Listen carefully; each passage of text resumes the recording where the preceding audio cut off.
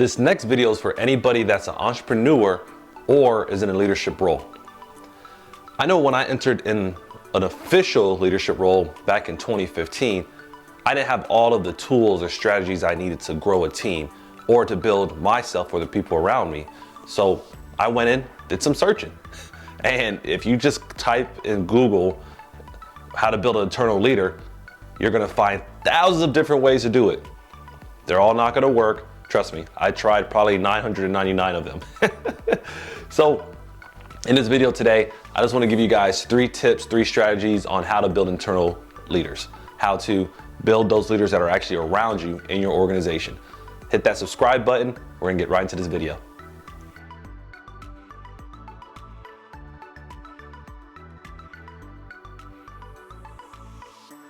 By nature, everybody's a leader.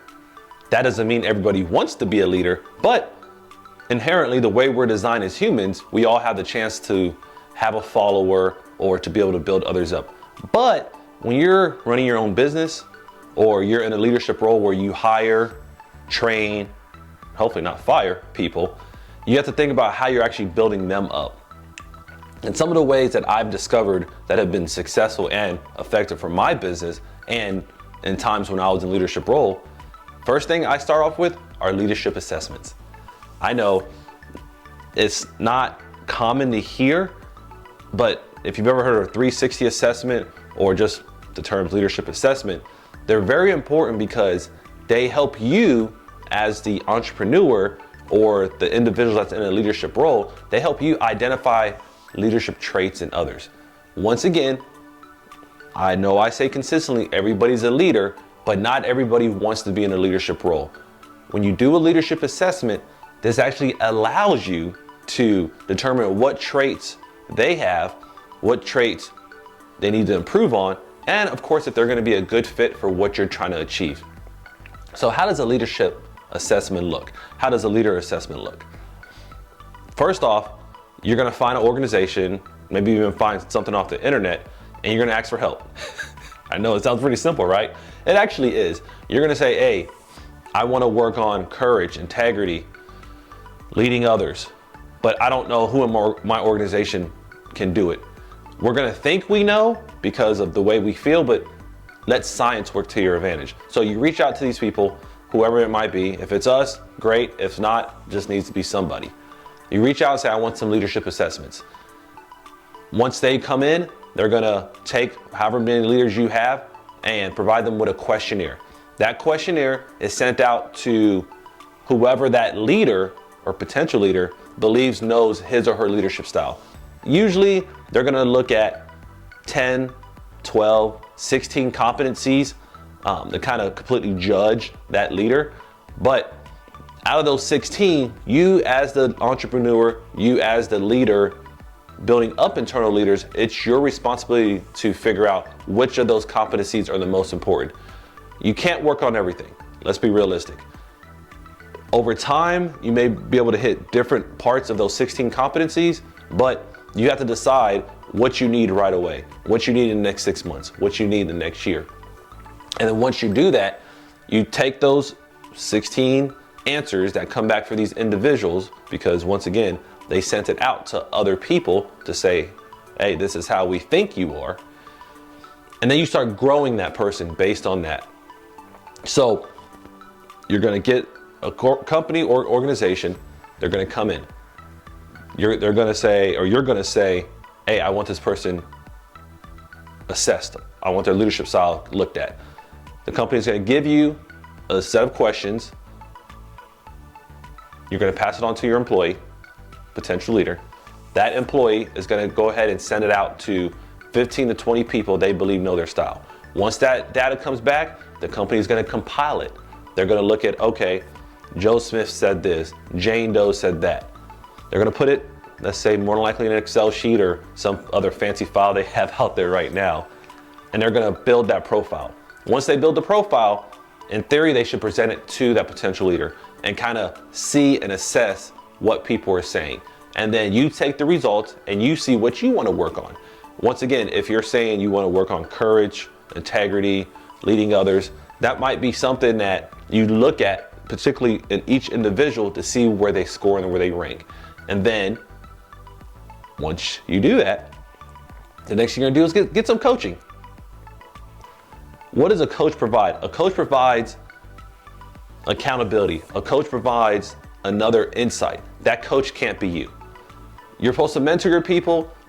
You're supposed to coach them from a point, but from what we have learned, what we've studied, what I've studied, is a lot of times you get the best results from external individuals. It's not that you're saying anything wrong. It's just that when people hear it in a different voice, they just usually receive it a lot better. So you have this assessment, you know what your person needs, you know what you're going for as far as the leader of the organization. Bring that coach in. What they're going to do is they're going to build on these specific traits, and you do it for a time frame. Don't just say, oh, I'm going to bring you coaching for the next 5 years, or I'm just going to get you a coach. Have that coach work on these 2 to 3 traits or whatever you think you can handle for 6 months to a year. Typically, I recommend a year. A year is a pretty good assessment. It gives a lot of time to build up different competencies and activities. So you give that person a chance to succeed. So that person will now have the results from the leadership assessment and have a coach. That coach will be designed to bring out these traits. They may say, well, I think this person needs to get into this role. I think this person needs to attend this training. This is what that coach is going to help you build, because especially as an entrepreneur, you can't do it all by yourself. Trust me, I've learned in my role as an entrepreneur. So you bring this coach in, and they're going to give you a chance to build your internal leaders even better, because they're going to be focused just on that. They're not going to be your social media coach. They're not going to be your financial advisor. They're not going to be the person working on your website. They're going to be specifically brought in to build your leaders. And you have that person do that based on what you're trying to accomplish, what you vision from the leaders you're bringing up. Because I can tell you that all the times I've talked in the human resource world, it's been discussed and agreed upon that it's a lot better to build within than to keep hiring from the streets, hiring from other organizations. You get so much more when you build your internal leaders.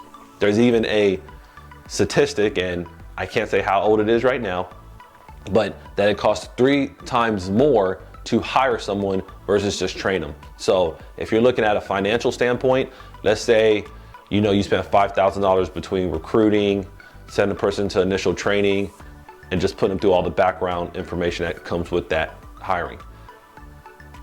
Divided by 3, let's say roughly $1,500 to $2,000 you spend by actually developing the leader that's already there. So when it comes to even finances, it's a lot better to look at doing leadership assessments as well as coaching to get a person that's there. Now, I'm not going to go too far into the actual coaching process. I'm actually going to talk about that on another presentation that's specifically on differences in coaching, smart coaching, and other types of coaching. But just know that when you do a leadership assessment, don't just leave your people on the edge on what they need to improve on and what they're actually good at. Find that coach, find that person that's going to actually allow you to continue to do what you do, but also build up your leader. Because one day, trust me, one day you have to retire. One day you're going to want to go on vacation and not have your phone ring all day. And the fact that you've taken the time to build leaders around you within your organization, it's going to be a lot more fruitful that way. There's one more thing that has been coming up as a hot topic that I've seen over my last couple of conferences, presentations, and trainings, and that's called succession planning. That's when you're building individuals, not just to currently lead now, but to have someone in place whenever you leave or when any other leader leaves the organization. Succession planning is so important because it's amazing to know that there's someone else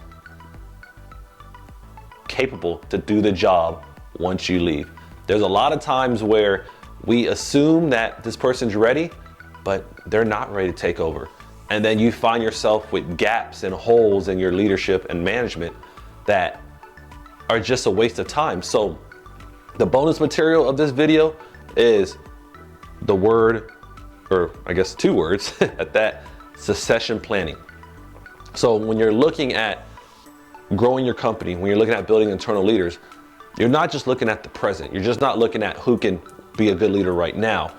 You're gonna have people who are not in leadership roles yet, but you can see them coming up, and you can give them these leader assessments as well.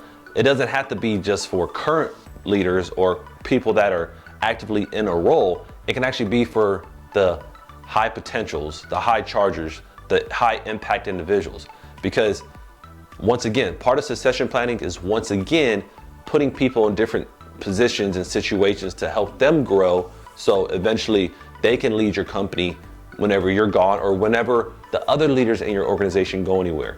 You have to have people in place always ready to go. And when you look at some of the more successful Fortune 500 companies, Fortune 100 companies, you see that they're building continuously. They're continuously sending anybody or everybody that has that drive to actually become a leader. And that's something you could do with the leader assessments as well. You can look at these people that are talking and walking the talk, saying that they want to be a leader, they want to be the CEO, they want to be the CFO, they want to have the title of supervisor.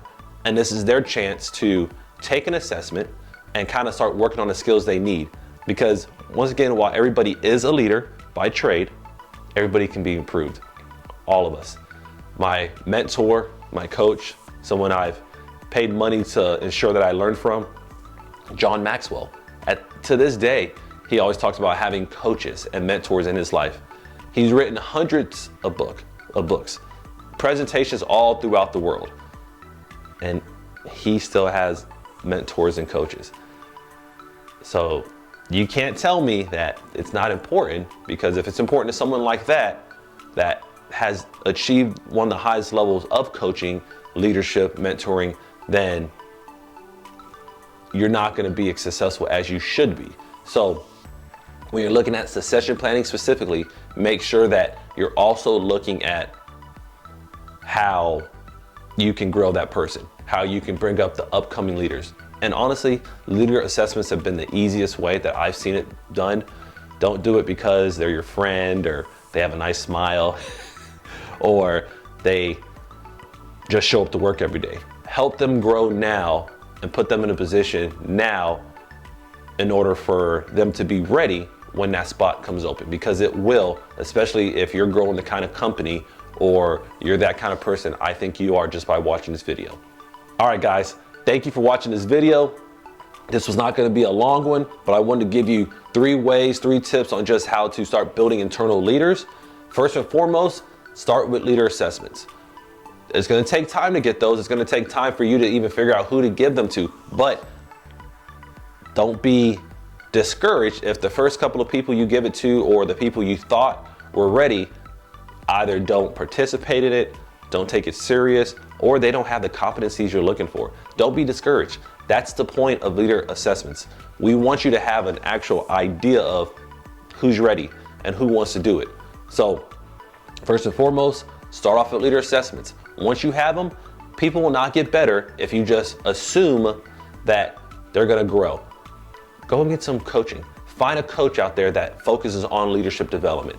Figure out someone that can be that external voice for you, that will come into your company, come into your business, and they will start working on those competencies that you have selected and deemed necessary for your organization to grow. And then finally, start thinking about your succession planning. Think about some of the people coming up in the ranks, some of the people that are not even in the ranks yet, that can be in positions to lead and take over when you're not there. Because one of the things I love about leadership is building legacy. And if there's nobody else that can do it, then that's not really legacy. That just means you're really successful. So once again, thank you for watching this video. If you didn't have the chance to do it, that subscribe and like button's always at the bottom. It hasn't gone anywhere yet. As long as this video's posted and published, there'll always be something you can like and subscribe and even comment on. So just let me know what you think about the video, if it's anything you've done before in the past, and I'd love to hear your thoughts. Have a great day.